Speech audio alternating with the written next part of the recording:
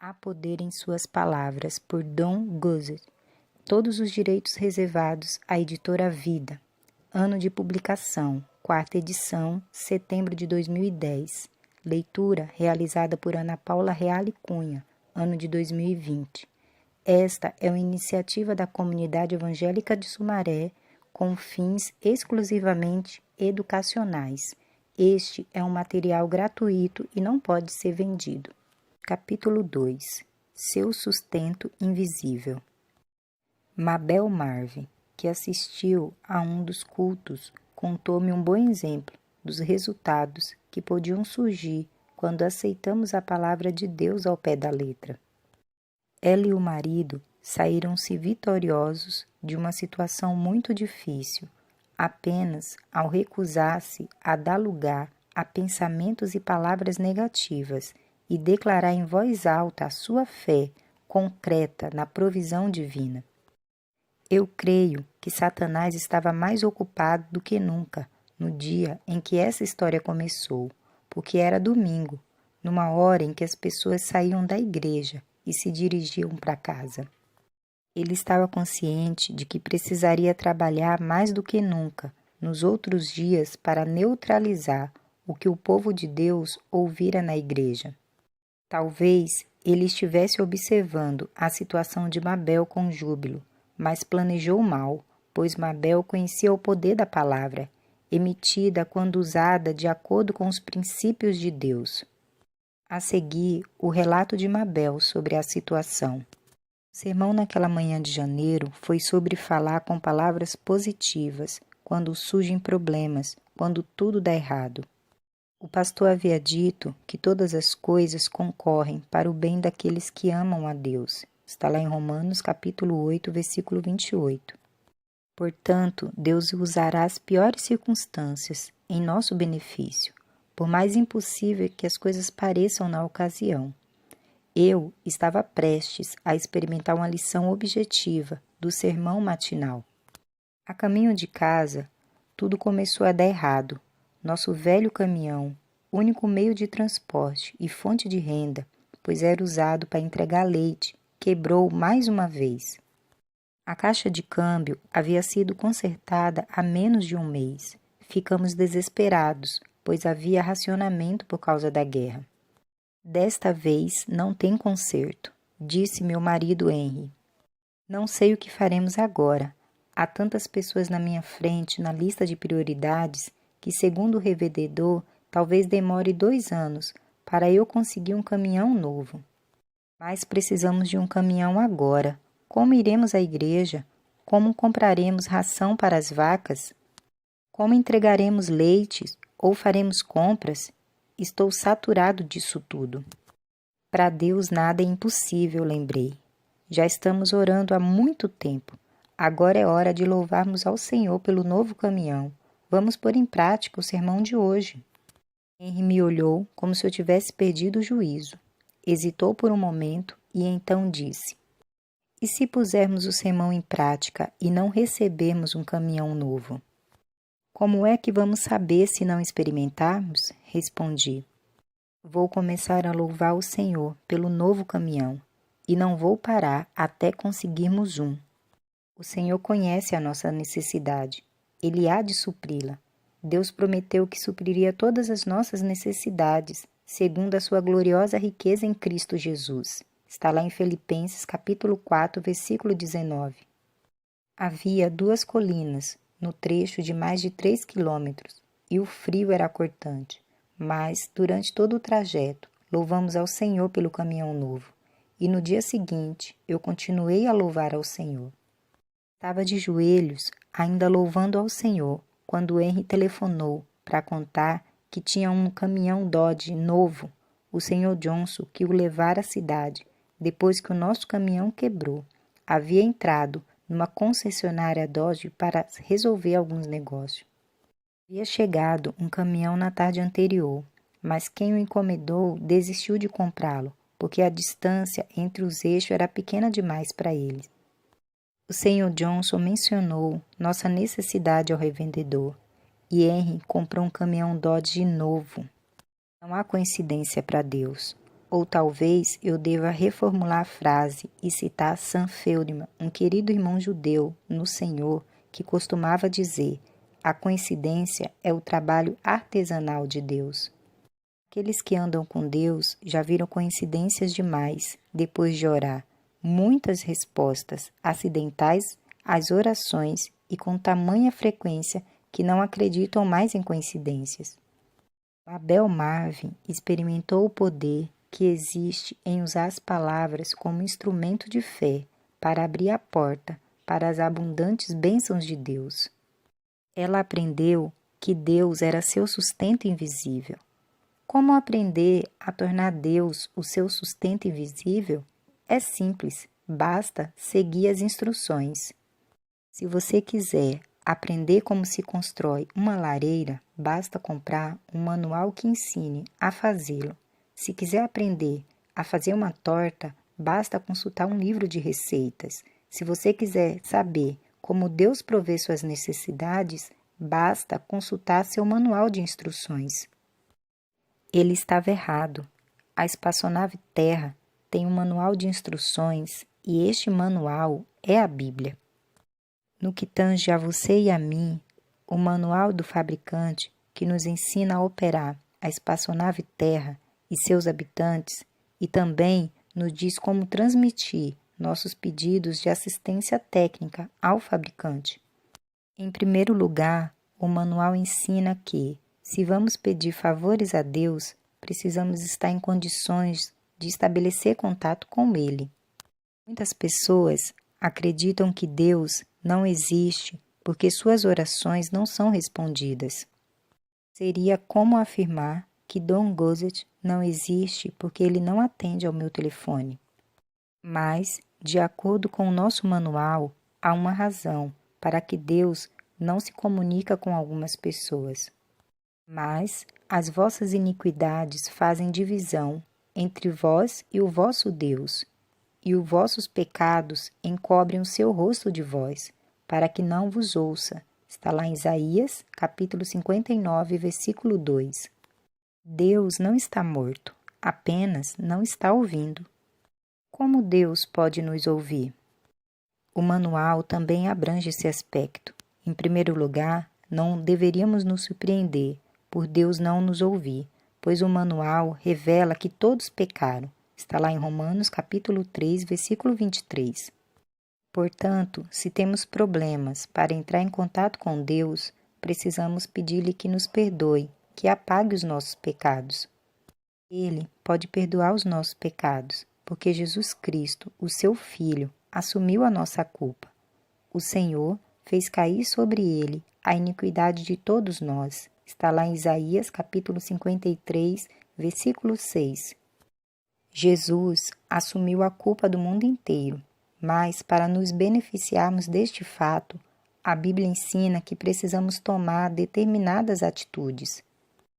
Arrependei-vos, pois, e convertei-vos, para que sejam apagados os vossos pecados. Está lá em Atos, capítulo 3, versículo 19. Arrepender-se é decidir viver segundo a vontade de Deus, pedir-lhe perdão pelos pecados cometidos e, se ainda não o fizermos, pedir a Jesus Cristo para entrar em nosso coração e em nossa vida. Está lá em Apocalipse, capítulo 3, versículo 20. Se já demos este passo, tão simples, o sangue de Jesus Cristo, seu Filho, nos purifica de todo pecado. Está lá em 1 João, capítulo 1, versículo 7. O Espírito de Cristo vem habitar em nós. Está lá em Romanos, capítulo 8, versículo 9. Tornamos filhos e herdeiros de Deus. Está lá em João, capítulo 1, versículo 12, e em Romanos, capítulo 8, versículo 16 e 17. Então clamarás, e o Senhor te responderá. Gritarás, e ele dirá, eis-me aqui. Está lá em Isaías, capítulo 58, versículo 9. O homem mediano, caso pense em Deus, é provável que pense nele como pai. Mas será que Deus pensa nesse homem como seu filho? Só se ele já se colocou sobre o senhorio de Jesus Cristo. ao se arrepender e aceitar Jesus como Senhor e Salvador. Todo indivíduo que aceita Jesus é filho de Deus. As pessoas que não conhecem a Deus ou que o conhecem há pouco tempo, surpreendem-se ao saber que Deus inventou a burocracia. Contudo, a burocracia de Deus não gera confusão. No momento que você aceita Jesus, seu nome é oficialmente registrado no céu como filho adotivo de Deus, numa central de registro chamado Livro da Vida do Cordeiro. Então, segundo Deus, você passa a ter o direito legal de declarar-se filho e herdeiro de Deus e pode reivindicar com todos os direitos e privilégios desfrutado por Jesus Cristo, o único Filho de Deus por nascimento. Você é cordeiro com Jesus Cristo e pode partilhar de todos os seus privilégios. Por isso, há poder em suas palavras. Quando é adotado por Deus, você tem diante de si uma vida completamente nova, uma vida eterna, conduzida de acordo com regras totalmente diferentes das regras que você seguia até então. Antes, você fazia tudo de acordo com as leis da natureza. Agora, embora ainda possa viver de acordo com as leis naturais, você tem outro conjunto de leis à sua disposição. Como filho de Deus, você tem o direito de viver de acordo com as suas leis sobrenaturais. Ken Copeland, em um de seus livros, deu um exemplo muito bom de como as leis sobrenaturais de Deus podem, às vezes, infringir suas leis naturais.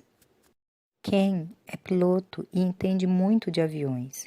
Ele observou que os aviões parecem desobedecer à lei da gravidade. Contudo, na realidade, os aviões funcionam de acordo com a lei da força de sustentação, outra lei natural que simplesmente transcende os problemas apresentados pela lei da gravidade. Da mesma maneira, as leis sobrenaturais de Deus transcendem suas leis naturais, de uma forma conhecida apenas por Deus. Seus filhos só precisam falar e crer, e aquilo que falarem se realizará. Louvado seja Deus! Não precisamos saber como isso funciona. Você não precisa saber como a força de sustentação transcende a gravidade para viajar de avião, e nem precisa saber como as coisas que você diz e crê vão acontecer. Basta que aconteçam. Exatamente como os filhos naturais do mundo precisam aprender a andar sem serem derrubados pela lei da gravidade, os filhos sobrenaturais de Deus também precisam aprender como funcionam as leis sobrenaturais, sem que sejam derrubados pelas leis naturais. Aprender a andar no Espírito leva tempo, exatamente como leva tempo aprender a andar na carne, mas o esforço vale a pena. Agradar a Deus. Primeiro, pois sempre faço o que lhe agrada. Está lá em João, capítulo 8, versículo 29. Esta é a força motivadora da minha vida cristã, viver para agradar ao Pai, fazer sempre as coisas que lhe dão prazer. Segundo, e qualquer coisa que lhe pedirmos, dele a receberemos, porque guardamos os seus mandamentos e fazemos o que lhe é agradável. Está lá em 1 João, capítulo 3, versículo 22. Terceiro, alcançou testemunho de que agradar a Deus. Está lá em Hebreus, capítulo 11, versículo 5. Este é o desejo do meu coração, minha ousada ambição, receber igual testemunho de que agrado a Deus com a minha vida, com o meu tempo, com os meus talentos, com o meu dinheiro, com tudo o que tenho. Quarto, sem fé é impossível agradar a Deus. Está lá em Hebreus, capítulo 11, versículo 6. Como só é possível agradar a Deus pela fé, viverei com ousadia, pela fé. Como? Vivendo pela fé no Filho de Deus. Está lá em Gálatas, capítulo 2, versículo 20. A palavra está junto de ti, está na tua boca e no teu coração, isto é, a palavra da fé que pregamos. Está lá em Romanos, capítulo 10, versículo 8. A fé vem pelo ouvir, e o ouvi pela palavra de Deus. Está lá em Romanos, capítulo 10, versículo 17. Quinto, ou procuro agradar a homens. Se tivesse agradando aos homens, não seria servo de Cristo. Está lá em Gálatas, capítulo 1, versículo 10. Como cristão verdadeiro, busco, acima de tudo, agradar ao meu Senhor. Não obedeçais aos vossos senhores apenas quando estão olhando, só para agradar a homens, mas como servos de Cristo, fazendo de coração a vontade de Deus. Está lá em Efésios, capítulo 6, versículo 6. Sexto, mas nós, que somos fortes, devemos suportar as fraquezas dos fracos e não agradar a nós mesmos. Portanto, cada um de nós agrade ao seu irmão no que é bom para a edificação, pois também Cristo não agradou a si mesmo. Está lá em Romanos, capítulo 15, versículo do 1 ao 3. Agradar a Deus significa deixar de agradar a si mesmo, a fim de servir aos outros no lugar de Cristo. Sétimo, pois assim diz o Senhor, escolhem aquilo que me agrada. Está lá em Isaías, capítulo 56, versículo 4. Escolherei fazer aquilo que agrada ao meu Senhor.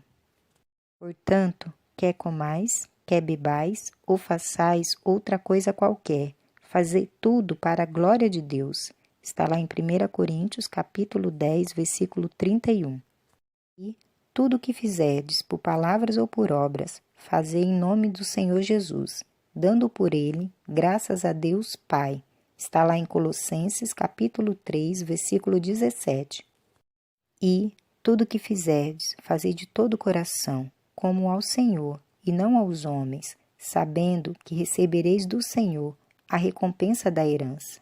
É a Cristo, o Senhor, que servis. Está lá em Colossenses, capítulo 3, versículo 23 e o 24.